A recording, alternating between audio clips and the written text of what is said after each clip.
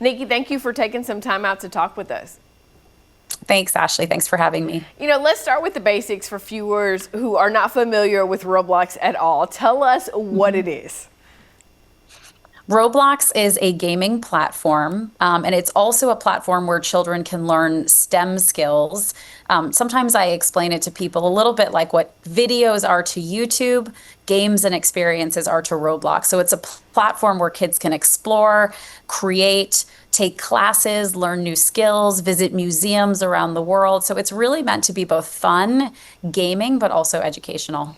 And I want to note that you said kids a lot there. Is the platform designed for children? Is that the intended audience? So the platform is 100% designed for children. We started 20 years ago as a platform that was really meant to help kids learn about physics and manipulate blocks, and it turned into what it is today, which is a global gaming platform. And so we've always had to think, how do we build a platform that is safe for children as young as 5. But we also have people of all ages using Roblox. One of our fastest growing demographics is, kind of late teens, early 20s. So we want everyone to have a good experience on Roblox, but in terms of how we provide safety and who we're thinking about the youngest and the most vulnerable amongst our community. Yeah. The Attorney General of Texas is suing your company, saying leaders are just not doing enough to protect children. He says Roblox has become a breeding ground for predators and that Texas children are repeatedly, he says, being exposed to sexually explicit content, exploitation, and grooming. I want you to first take a moment. How do you all respond to those claims?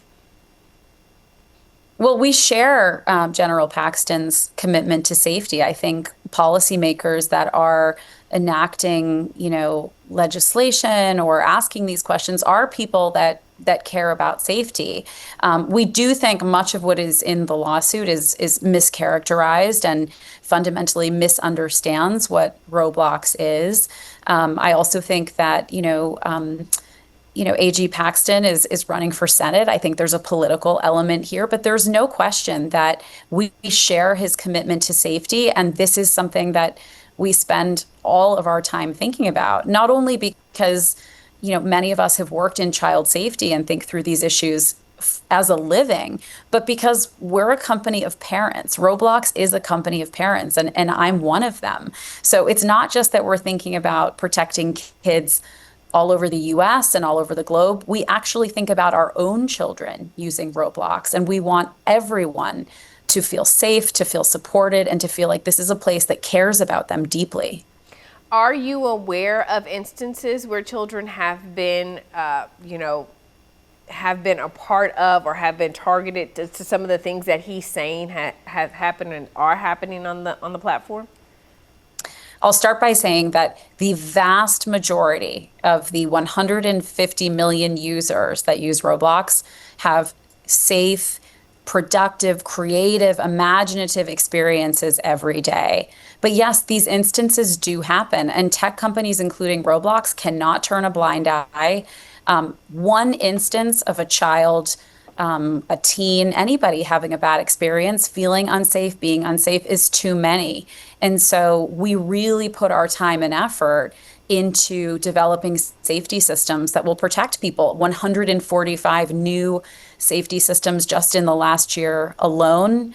And an important thing to understand about Roblox is that unlike other platforms that were built for sort of a 13 and up set, we have never assumed that it's older people using Roblox. It was always built for young children. So we have really had to build in safety by default as a core fundamental underpinning of the entire platform. So let's talk about the lawsuit. Was there communication about some of the concerns that Texas leaders had prior to the lawsuit to you all?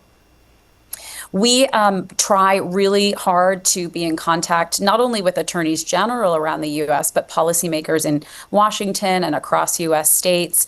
We did not have previous notice about this lawsuit, which is unfortunate because Roblox is a company that philosophically reaches out to policymakers, works with policymakers. We support legislation. You know, a lot of tech companies, the prevailing wisdom has been, let's avoid regulation.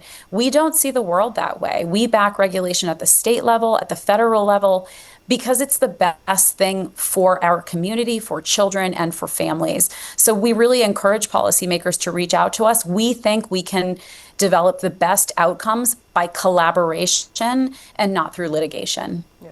So let's talk about some of the safety measures you all have in place. You mentioned just 145 new things just this year, so obviously you can't go through everything, but talk big picture here, some of the things that you all put in place to try to make the gaming site appropriate for kids, especially those younger kids. Yeah. I'll start by saying that we use a combination of real humans who are addressing the needs of our community, plus AI systems that help us really develop safety at scale. And parents should know that we have a suite of parental controls that allow them to limit screen time, limit spending on the platform, control who their kids are talking to and what kind of content they're interacting with.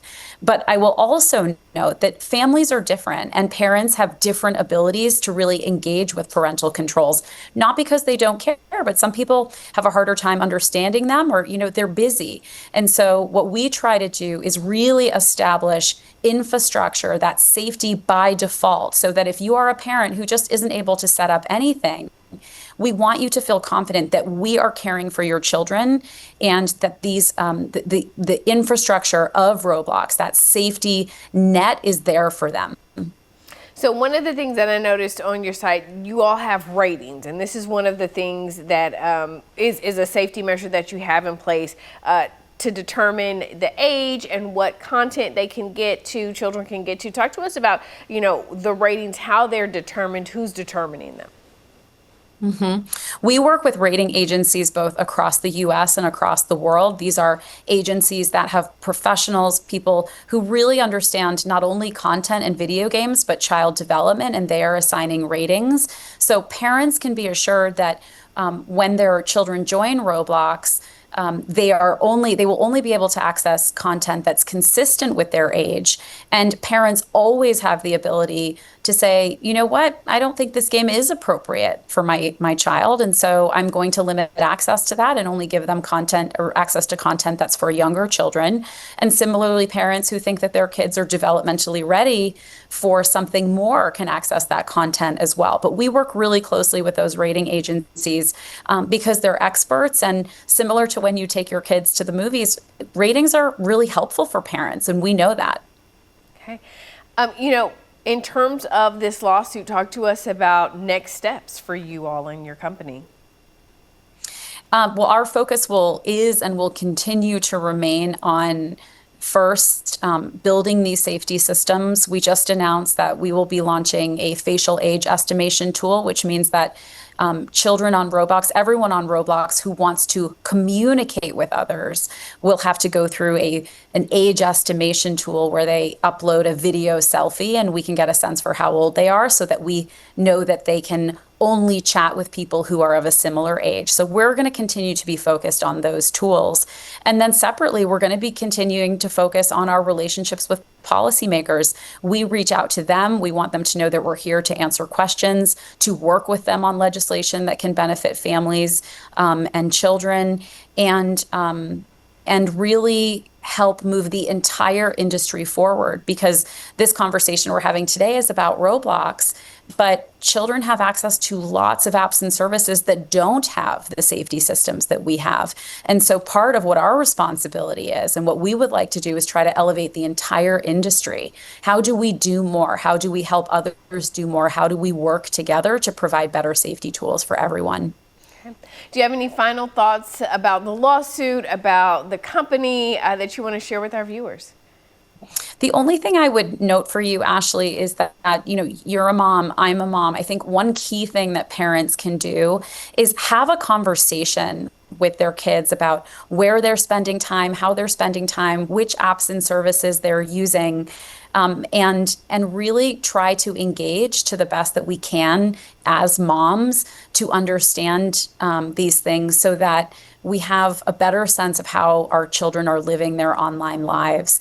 I think those conversations with parents and kids are critical. Okay. We thank you so much for taking some time to talk with us today. We really appreciate it. Thanks, Ashley. Let me make